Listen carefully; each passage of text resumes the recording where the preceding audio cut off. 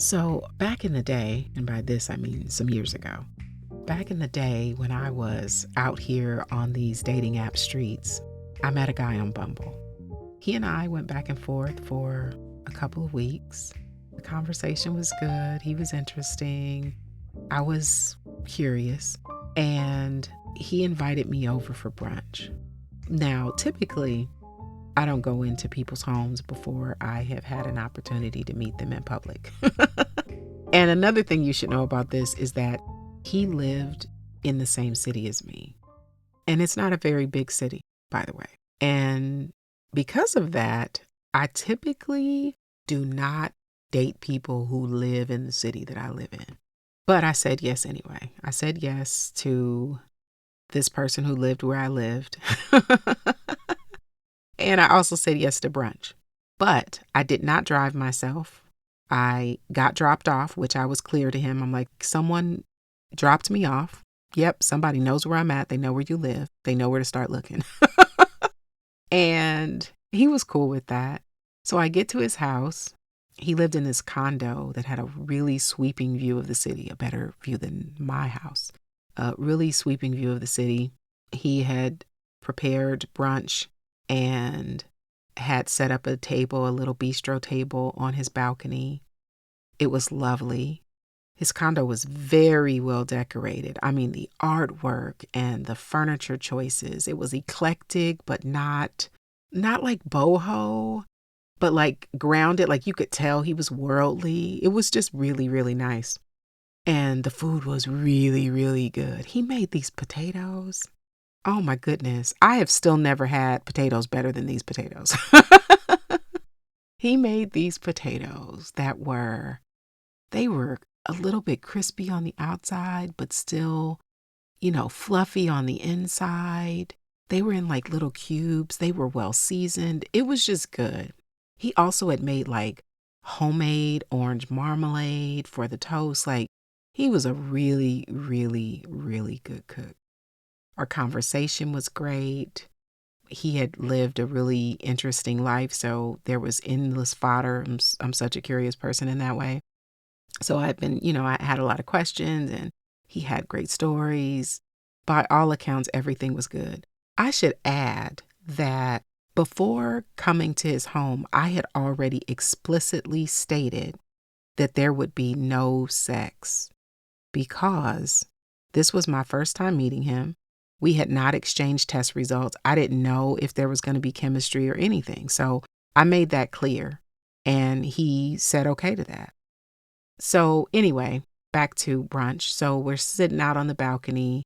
The sun is out, so the sun has moved and now it's getting a little warm. So we move inside, we clean up the table, go inside, we sit down, we're talking, we're sitting next to each other. He holds my hand, and that's okay. But then he starts to get a little bit more comfortable. Now his hand's on my leg, and I'm like, okay, just so you know, we're not going there. And he's like, I know. But as we continued to talk, his hand started getting a little bit more comfortable. And I kept reminding him, that's not what we're doing. And he kept trying. That cut our visit short. I texted the person who dropped me off to say I was ready. And I enjoyed myself. I enjoyed, it was a good experience, except for he wasn't honoring what I had already said. So that was my cue to wrap it up. So as I'm walking to the door, he hugs me and tells me he's had a great time. And he's like, the next time I'd love to make dinner for you. And I said, I'm not really sure if there's going to be a next time because I was clear about sex not being on the table for this meeting. And you were being persistent and insistent. And he kind of blew it off, kind of blasé, hugged me, blah, blah, blah. I thanked him. I left. He texted me later and, we still communicating. And then a couple of days later, he's like, I want to make dinner for you. And I said again, I was like I said before, I don't know if there'll be a next time because I was very clear and you didn't respect where my line was. And I was like, and also we haven't talked about that.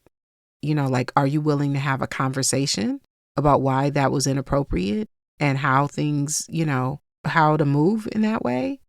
He kind of blew it off and still followed up the next day about dinner. And then I said at that point, I said, you know what? I don't think it would be a good idea. I think that we probably aren't a match. And that was when the clause came out. He said to me, and I quote, "You masquerade as a confident woman, but you're not. You have low self-esteem because you're fat." And this was on text message. I read and was like, wow. Wow. I didn't take it personal because I knew it wasn't about me. He felt like I was rejecting him. And so he got cruel. He had to make me the problem because he couldn't just let my no be about me honoring myself. Now, his response was extreme, but many of us do some version of this. Maybe not like the attacking cruel part, but the part where we can't just let someone's no be about them. We have to make it something about us. And that changes everything about sex. It changes whether we have it or not, but it also changes what happens inside of us. So in my experience, and when I say that, I mean my lived experience, but also in my experience with having conversations and working with clients, I have come to understand that when you have experienced rejection with, I won't say regularity, let's just say repeatedly. And that, when I say that, I mean, we could be talking from cradle to the grave, right? Like rejection over time. When you have experienced rejection more than once, let's just say on a quasi-regular basis, and in that I just mean just living, right? Your body remembers that. So maybe you're in bed with somebody and they're touching you, and maybe you're touching them back. But if you've been rejected, you're also bracing yourself, waiting for the other shoe to drop, waiting for them to change their mind, waiting for no. And your nervous system goes into protection mode. Then it's hard to drop into pleasure because you're looking for signs, what's about to go wrong. Maybe, and this is very common, you might struggle with arousal and you can't get wet, you can't get hard, you can't feel turned on. And your mind goes somewhere else. You're checking their face, reading body language. Or the other end of the spectrum is you finish fast because you just want to get it over with, right? Like you want to hurry things up, or you can't finish it all. Like there's so much nuance. But then sex either becomes something that you avoid or something that you pressure. You want to press on the gas. But then it's, not really about sex anymore. It's really about you, your interpretation of your worth, right? So let me just walk you through how that shows up. And then we're going to circle back to the relationship with rejection that causes cruelty. We create these patterns around things. Our brain does. These automatic patterns around, especially around things that land hard. I don't want to say trauma because I think we might use trauma too much, but things that land hard. And our brain makes a note, keeps it in the file cabinet in the front of the file because rejection feels like danger. And that's the reason we respond so strongly to it. So if you're dating and you've experienced some rejection, instead of being rejected, you might go back to someone you've already been with. And we're talking about sex here. Instead of trying to pursue someone new or taking a chance on someone new, you might just circle back to somebody you've already been with. It isn't because you want them. It's not because you want them. And it isn't because of chemistry either. It's just that the odds of being rejected are lower. And I see this all the time, mostly, but not exclusively, with men. They start off with, like you ain't talked to them in a long time and they send you a text like, hey, WYD, what you doing? You want to hang out? And it isn't because they care so much about the connection. A lot of the time, it's just about the barrier to entry. It's just low-hanging fruit. And maybe the sex wasn't even great the first time or the last time. It might have even been mediocre, but at least they know that they might get a yes. So the risk of hearing a no is less with someone you've already been with. But with somebody that you haven't been with, someone new, the risk is higher. And so it's sometimes just easier to go where you've been. Now, for people in long-term relationships, if your partner says, baby, not tonight, the story might start immediately. Oh, they don't want me anymore. They don't think I'm attractive. It's this weight that I've gained. Something is wrong with us. Something is wrong with me. But one no doesn't confirm anything. One no doesn't confirm anything. But if your brain has created a story around rejection, then no lands hard. And maybe you then stop asking, or you stop initiating. You stop touching them in a sensual way, and you just resist putting yourself out there. That way you don't have to worry about getting rejected. But also you might be resentful. But not taking the risk also creates a loneliness. And like I said, resentment is hard to recover from. But it's really not about the no, it's about the story. Why is it so hard to believe that somebody else's no isn't about you? Well, I'm going to tell you why. Because we walk around looking for evidence. We walk around looking for evidence because that's what the brain does. The brain's wired for self-preservation. So every time we feel rejected, it makes us feel like we aren't enough. We feel like people are picking something other than us, someone else, something else. And when someone in the present moment says no, it's just confirming the experience we had before. That at least that's how the brain is organizing it. But this is the question I have for you. What if the story you're telling yourself about rejection isn't what's happening? Because a lot of times it isn't. Sometimes they really are stressed. They're tired. Sometimes they aren't in the mood. Sometimes they just have their own shit going on. We all have our own shit going on. But it feels impossible to believe that when you are already running a narrative around undesirability, building a case around how they just don't want to sleep with you anymore. We humans love to make things about us. We are a narcissistic lot. Narcissism is a spectrum that we're all on, by the way. So we make everything about us. And again, our brains are data collectors and also always measuring the data against past information. So it's hard to believe that when someone says no, that it's not about us. But if their no isn't about you, is it even rejection? Think about that. If your partner says, no, I'm a little bit tired tonight, is that rejection? Or is that them just honoring where they are at? So if you send a text to a potential partner, somebody you're dating, and they don't text you back right away because they're dealing with some shit that's going on in their own life, that's not rejection either. That's just lifing. But we've trained ourselves to experience every no as a rejection.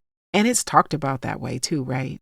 Even in when you hear actors talking about going on audition, they perceive not getting picked as rejection. It's like sometimes well, there are hundreds of people auditioning for this role and they didn't reject you. They just picked the person that was most aligned. That's not rejecting you. But again, we've trained ourselves to experience every no as rejection. So if your partner's tired, the story is that you're not desirable anymore. They don't find you sexy. If somebody has a boundary, that means we're not enough. If someone is just taking care of themselves, we decide that we're failing. The bottom line is most of what we're calling rejection isn't rejection. It's just other people having their own experience. So the problem isn't that we get rejected all the time. It's that we've created a story that every no is about our worth. But now I need to throw a little nuance in the mix because it's important to acknowledge that sometimes it is about you. And that's okay. So like the guy at brunch, for example, once he turned into an asshole, my no that was about my own boundary became about him. It was absolutely about him. Once he started being persistent and acting like a dick, then it went from, no, I'm not going to have sex with somebody before I've gotten to know them. and before we've exchanged test results. That's where I was at first. But once he started acting like an ass, it became, I don't want nothing to do with this person because of how they act. I don't want to fuck you because you don't have no act right. Like, I don't want to fuck you. So it went from being about me to being about him. So if you're pushy, if you don't listen, if you become an asshole when you don't get what you want, people are going to say no to you specifically. It's also okay for someone to want something else or someone else. That's not about worth. That's just incompatibility. And you don't want nobody that don't want you. Just make that a rule, period. You don't want anybody that doesn't want you. And people are allowed to want something else because also sometimes you don't want the other person. And if that applies for you, if you get to have a say-so, if you get to choose something else, then other people get that also. And no isn't catastrophic. So we need to disrupt the story about the catastrophe of no. No isn't a catastrophe. So where does that leave us? Some no's are just about them. It's about their mood, their energy, their life. Some no's are about you, your behavior, compatibility, who you are as a person. The no's that are about you are not always because you've been acting like an asshole. Sometimes it is, incompatibility. It just means like the person isn't into you the way that you might be into them. And again, you don't want nobody that doesn't want you. It's okay. If the no is about them or if the no is about you, it's okay. We just need to make sure that we learn to tell the difference so that we don't spiral either way. So let's wrap this up. So calling everything rejection, we need to acknowledge that most of the time it isn't. And we can separate their no from our stories and what we make it mean. We don't want to be that guy. We don't want to start attacking people and being cruel and saying mean shit, especially because that wasn't the last time he reached out to me after he said the mean shit, right? He tried to circle back again. It was like, boy, bye. No, you know what I mean? Like, don't do that. Don't be that person. We don't want to be attacking folks. And we also don't want to stop taking the risk of asking. We don't need to settle for guaranteed mediocre instead of risking, something new and different and good. We don't want to stay silent just because we think we're insulating ourselves from feeling rejection. Because if we don't get comfortable with being uncomfortable, eventually we just settle into a sad state of complacency that makes life unfulfilling in general. Because the real cost of rejection is not someone else saying no. The real cost is when we stop being able to lean in to possibility. Next week, we are going to talk about attention and desire. We're going to dig into what living in the attention economy is doing to your sex life. You definitely don't want to miss that episode. See you next week.